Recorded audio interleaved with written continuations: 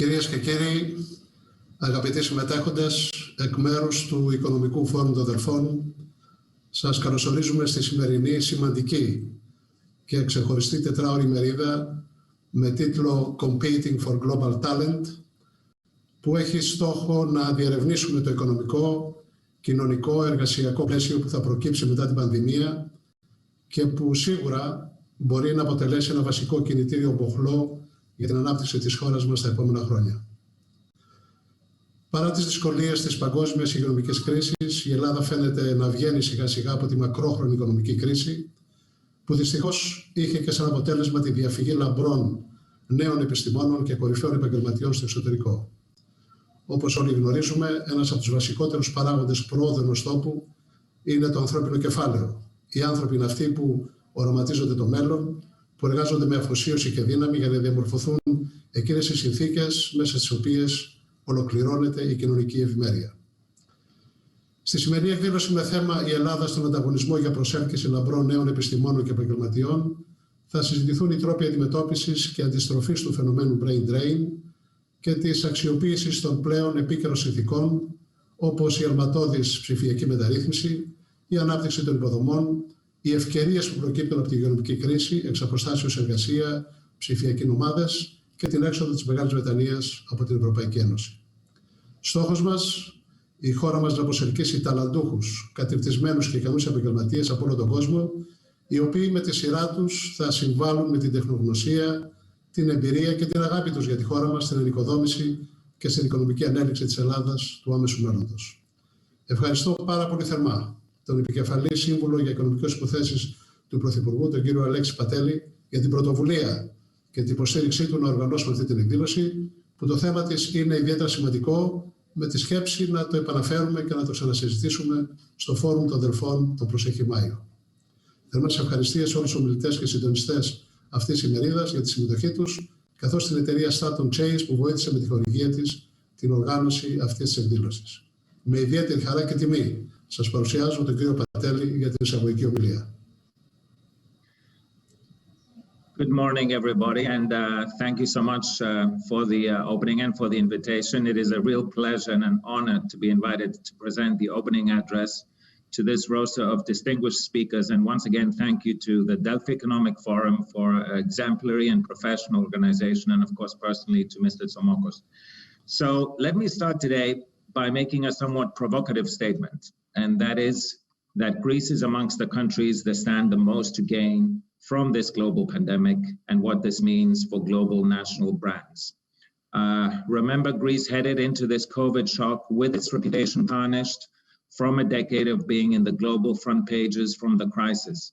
Then COVID came, a symmetric global pandemic shock, which tested the relative competence of governments around the world and presented Greece with the opportunity to break free from its crisis image. Nearly a year later, Greece stands number 90 in the list of countries when ranked by COVID cases per capita, and number 53 when measured by deaths per capita. We have even had the early signs of what we could call a reverse brain drain, so to speak, whereby people, Greeks abroad or foreigners, actually chose to stay in Greece or relocate to Greece in order to ride through this pandemic winter, as they viewed it as a safer country to be than where they came from. And honestly, who would have thought that a couple of months ago? But as the title of today's conference also suggests, the pandemic is also changing the competition for global talent. It is essentially intensifying the competition and opening up new areas of opportunities. So why is that? Put simply, the pandemic has uncovered that advances in technology now mean that many of us can actually select where we work and live. Working from home and teleworking are now widely accepted, and in many cases even lead to increases in productivity. And for a country like Greece, this offers tremendous opportunities. I want to make it clear that this is not just about digital nomads, as it's often portrayed in the press, or digital migrants, as I prefer to call them. Of course, digital migrants, which would be people who grab their laptop and spend a couple of months here, a couple of months there, are, let's say, a new form or a new type of tourism, one that essentially extends the tourist season and the tourist product in a new dimension. And of course, Greece needs to target those as well. But there are other areas too. There's what I would call vacation days, There's no question that once the pandemic is over, there will be those companies and multinationals that will potentially give their employees the option, the choice to be able to work from a different location for a period of time each year, say for a month, and that would be on top of their regular vacation days. So the right to continue working from somewhere else is what I would call vacation days, and Greece can attract that too. But the real prize, and the one that we're gunning for, is permanent jobs and permanent investments.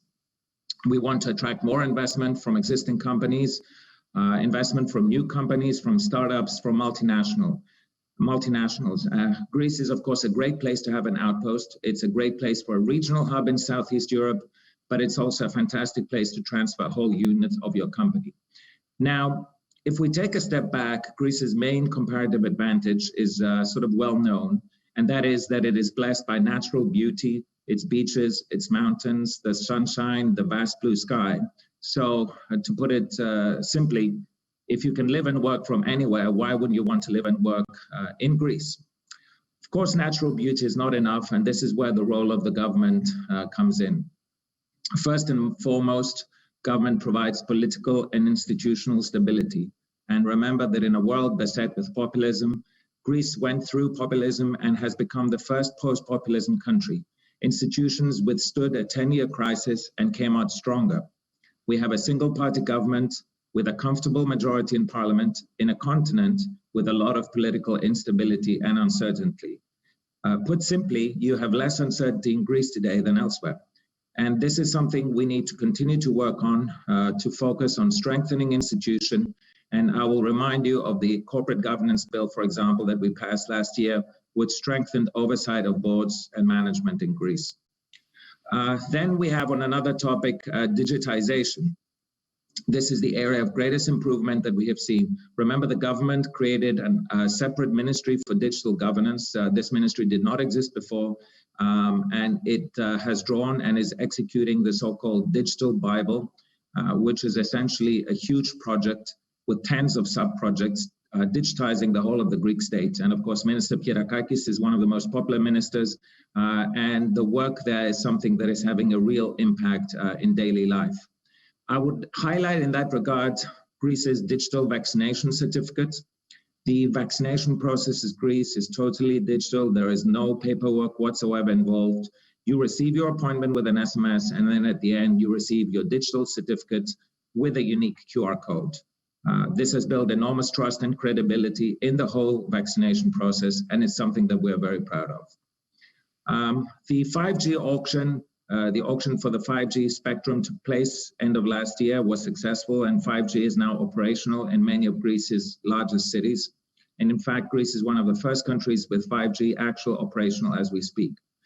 And of course, a quarter of the proceeds of the auction went to the so-called Festos Fund, an innovative fund that will also draw on additional funding and will be investing in startups and other companies that invest in 5G services. So the idea here is you have 5G, but countries have discovered you don't necessarily have all the services around it.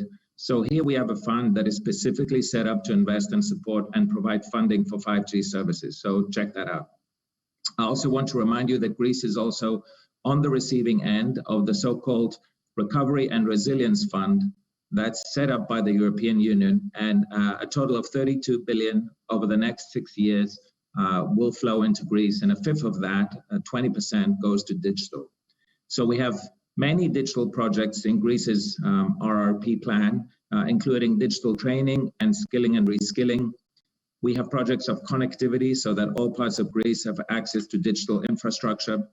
And of course, the country is also continuing its rollout of optic fibers and other digital infrastructure projects.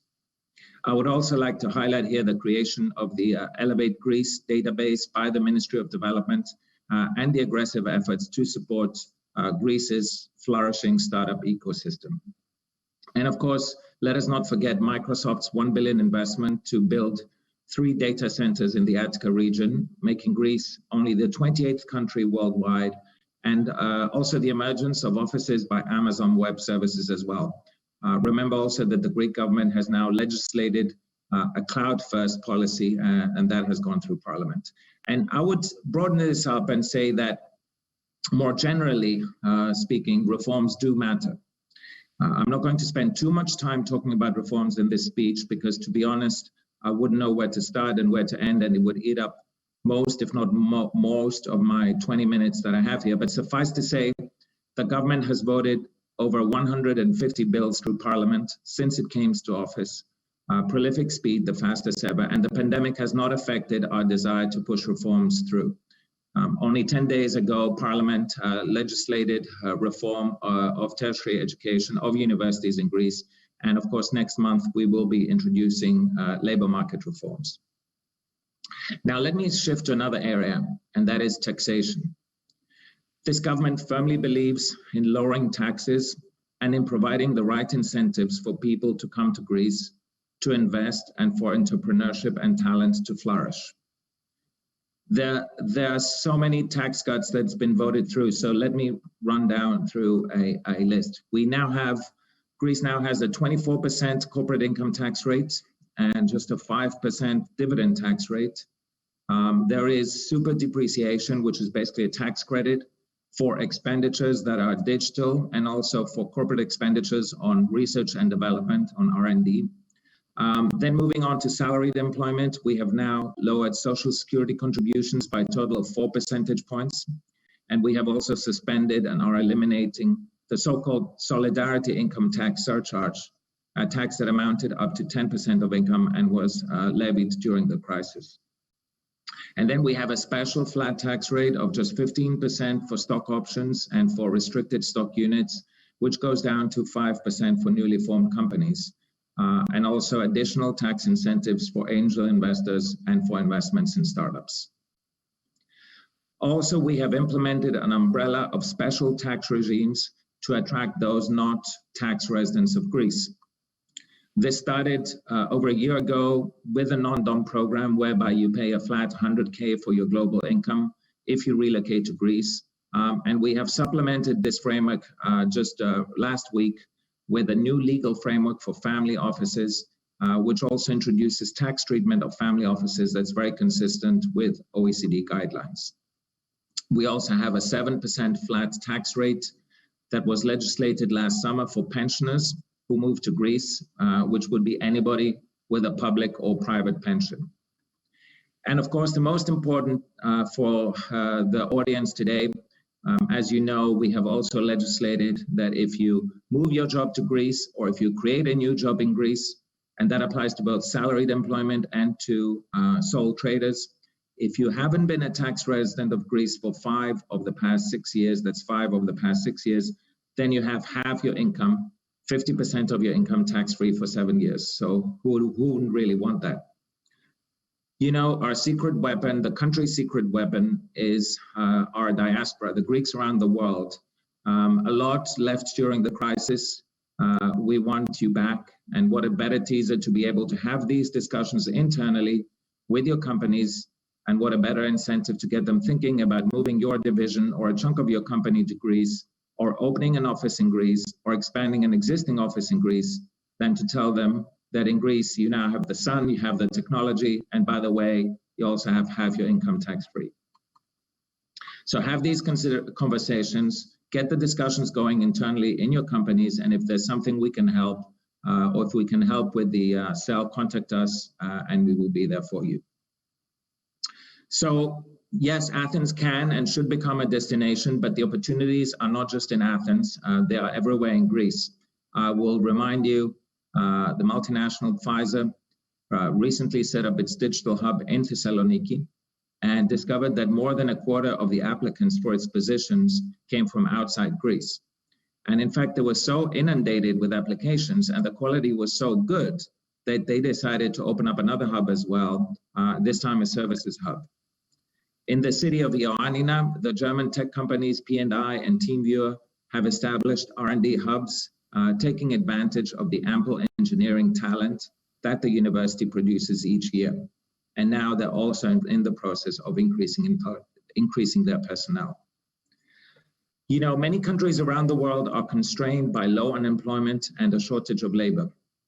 We were recently in discussions with a European tech multinational, and they were asking these questions about the talent in Greece. How much talent do you have, let's say, within a 30-minute a drive radius from a particular site.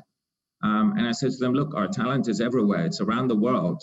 And they said, that's great, but how long would it take for someone away from Greece to relocate back to Greece? Would it take a year? And I said, you're kidding me? There's a lot of people that would just snap back to the opportunity to move back to their homeland. Shifting gears, there are additional opportunities that arise from Brexit, from the departure of the UK from the European Union. I will remind you that the deal that was struck between the UK and the EU was basically on two main pillars, and that was goods and fisheries.